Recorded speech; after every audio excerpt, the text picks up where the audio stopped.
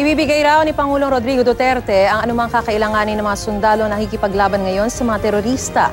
Sinabi ito ng Pangulo sa pagpunta niya kahapon sa Iligan City na may layong 40 kilometers mula sa bakbakan sa Marawi.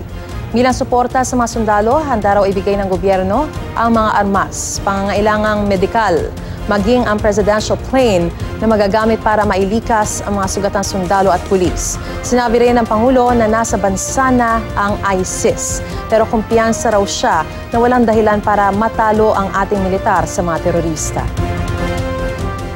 Fight, and I will pray for you, and I will answer for everything. Huwag na kayong mag-alaala. I'm scraping the bottom of the barrel to look for money to see you through. Huwag kayong mag-alaala. Sasamahan ko kayo.